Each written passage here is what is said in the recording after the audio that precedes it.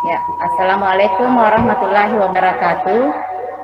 Waalaikumsalam Waalaikumsalam warahmatullahi warahmatullahi wabarakatuh. wabarakatuh. Ya, bagaimana kabarnya Bapak Ibu?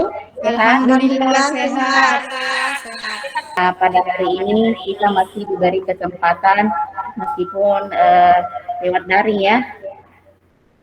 Baik, eh, kegiatan yang ingin dilakukan hari ini yaitu terkait dengan tugas kita yang ke-8, yaitu simulasi IHT.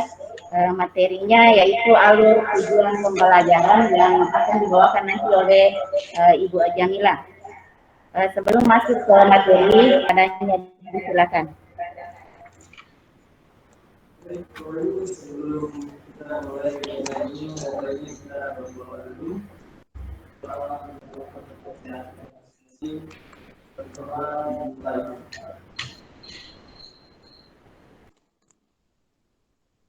Variasi, kalian bisa perhatikan contoh. Jadi yang biasa digunakan variasi di sini itu biasanya menggunakan kata-kata sendiri, percaya diri, ya itu biasa atau sering dilakukan. Jadi kita guru dituntut untuk menganalisis dengan melihat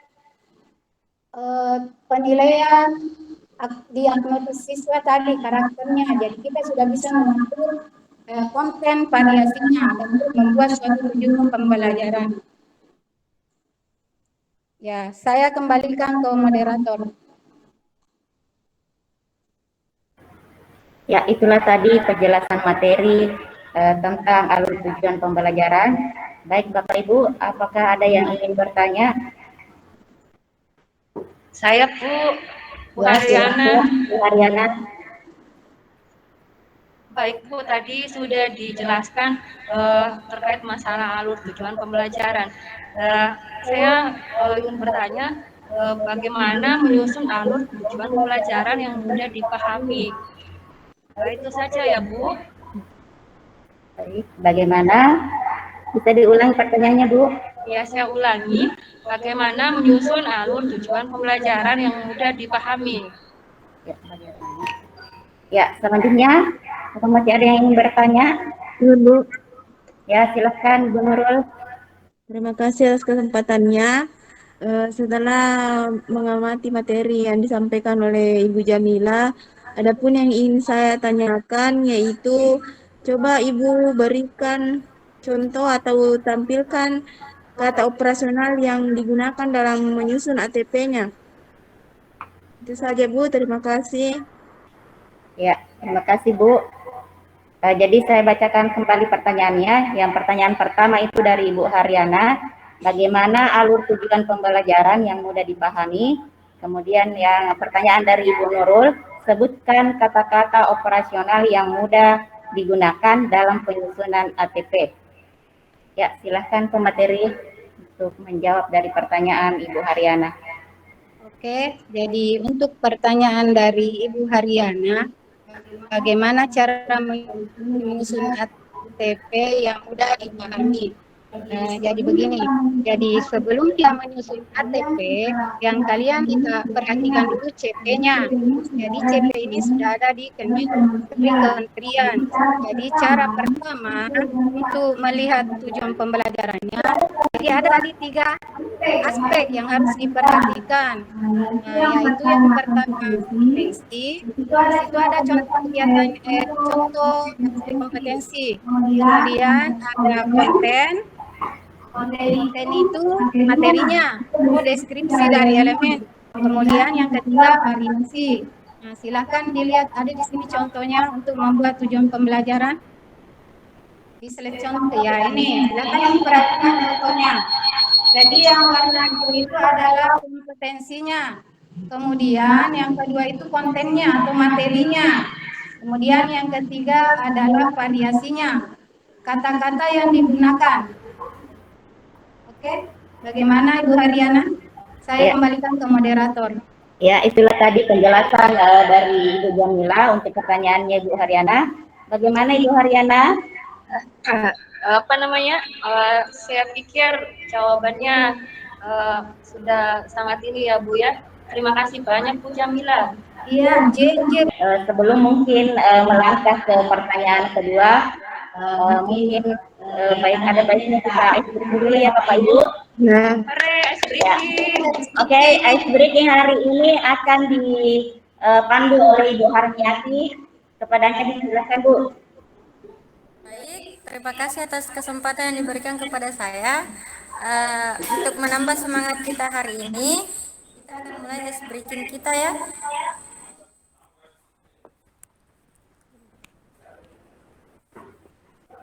Nama ice breakingnya ini tebak. Oke, ini ya. Merah, putih, Putih, biru, biru, coklat, coklat, hitam, hitam, orange, hijau, merah, merah, merah. ungu, putih. Bu Haryana ini warna apa? Oh, Ju, ini warna apa ya? Kuning, warna kuning ya. Aduh, salah Ibu. Aduh, Ibu Ulfa. Kuning, Oke, benar ya. Ibu hijau. Oke, Ibu Jamila. coklat. oh salah itu Bu, saya. Ini warna biru, bukan coklat. Ini Ibu Haryana. Ini kuning, kuning. Oke. Ibu apa? Merah, Merah. Oke. Ibu Jamila. Oke. Nah, baik, sampai di situ ya. Ikutin kita hari ini. oke. Atau ditampilkan. Jadi di situ ada penunjang yang sering digunakan. Jadi ada tingkat kompetensinya ya. Nah, jadi misalnya ada di situ mengetahui itu tingkat kalau dihubungkan dengan fase, bukan Bu, yang rumusan, seleknya yang di atas, ya dekat tujuan tadi. Ya ini, jadi silakan Ibu perhatikan.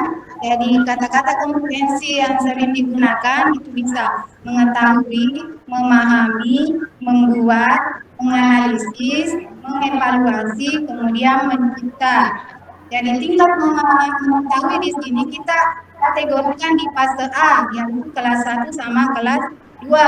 Kemudian di fase B itu di memahami. Kemudian tingkat ketiga di fase C, itu dia sudah bisa membuat. Kemudian untuk tingkat SMP atau pengetahuan tingkat SMP itu kategori fase D, dia sudah bisa menganalisis. Jadi karena kita SMK berada di fase E, berarti kita itu dituntut atau anak-anak itu karena kita mengacu ke Kode Pelajar Pancasila, anak-anak itu sudah bisa menganalisis, apalagi sekolah PK itu harus menghasilkan produk. Jadi dia sudah bisa kompetensinya itu dia sudah bisa sampai di C6, yaitu mencipta, ada produk yang dihasilkan.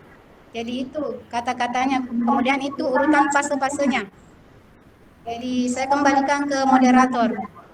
Ya, itulah tadi penjelasan dari Bu Jamila. Bagaimana Ibu Nurul? Ya, terima kasih penjelasannya Bu. Cukup jelas ya. Saya kembalikan ke moderator. Ya, luar biasa sekali ya pemateri kita hari ini. Baik, sebagai kesimpulan bahwa ada 3 aspek yang harus diperhatikan dalam penyusunan ATP. Yang pertama yaitu ada kompetensi, kemudian yang kedua ada konten, dan yang ketiga adalah variasi. Baik Bapak Ibu, demikianlah kegiatan kita hari ini terkait dengan tugas kita yang ke-8 yaitu simulasi in-house training. Mungkin sampai di sini Bapak Ibu, bagaimana atau masih ada yang ingin menambahkan terkait materi yang dibawakan Bu Jamila tadi?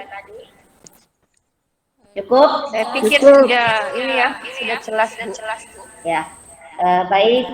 Demikianlah kegiatan kita hari ini. Wabillahi taufiq wal hidayah. Wassalamualaikum warahmatullahi wabarakatuh. Waalaikumsalam warahmatullahi wabarakatuh. Ya.